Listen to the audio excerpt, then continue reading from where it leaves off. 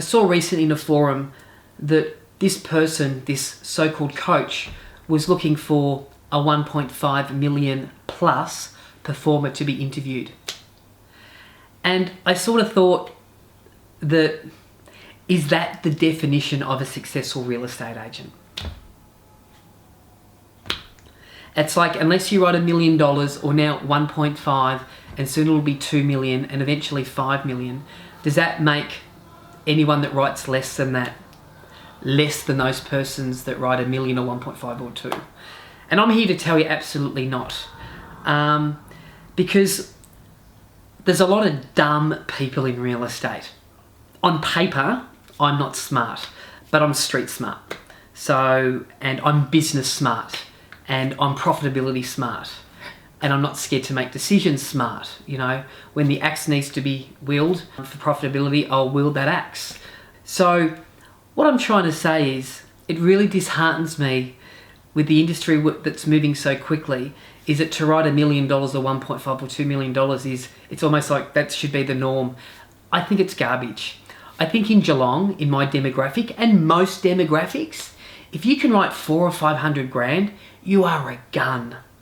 So this vlog is to people out there that live in country towns that don't have an average sale price of 1.2 million. For those guys that do transaction volume businesses like mine, that sell 50 or 60 homes a year and write 300, 400 and take home 200 grand a year, where the average income in Geelong is 49 grand a year, you're doing awesome. You know what I mean? That is awesome. You know, to write 400 or 500 grand a year in Geelong, you are a gun. You know what I mean? There's nothing wrong to aspire to write more money if that's what you want. But I'll tell you this, I know a lot of people that earn a ton of money that have no work-life balance.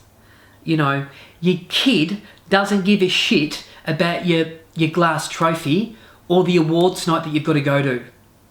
Your quarterly awards night, your annual awards night, they don't care. They want their dad. They want their dad to come and watch them play footy on a Saturday morning. You know, and years ago I made that decision. I would watch my kids at rowing, or Harry or Daisy or Harry playing soccer or footy. And sometimes I was the only parent there. Sure, I love to earn money. You just have to work out what you want. And don't get caught up in, don't get sucked up into that everything's about being $1 million performer, because it's not. I'll die not with a very big bank account, but I'll die with a life really well lived, well travelled. I've eaten well. I've dined at the best restaurants in the world. I've travelled to the most exclusive places. I've owned the most prestigious cars. But real estate for me funds a lifestyle, but it's now balanced. It's a balanced lifestyle. You know, just be aware of that. Work out what you want. And, you know, for some people to earn 100 grand a year and to watch their kids sport every afternoon and to work a 5-day week, there's nothing wrong with that in real estate. There's nothing wrong with that. But we're pushed. It's such a competitive, brutal industry where you're pushed and pushed and pushed and pushed. And the divorce rate is high. You know, families say, you know, well, I'm in real estate, they never see me, and all this stuff, all these excuses, and it doesn't have to be that way. You can work smarter, you don't have to work harder. And I reckon there will be a movement in real estate eventually, because real estate, in my opinion, isn't conducive with family life. The two don't really mash together. But with a few tweaks and changes, that can happen.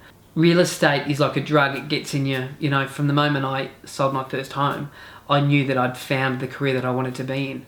But you can live a more balanced life. So I just want to say that to all the people out there that think they're not doing good enough. You know, if you're off your retainer, if you're earning 6 figures, that's a pretty good income. We live in a first world country. We're lucky, just that alone. So to earn, you know, don't get caught up in all the hype.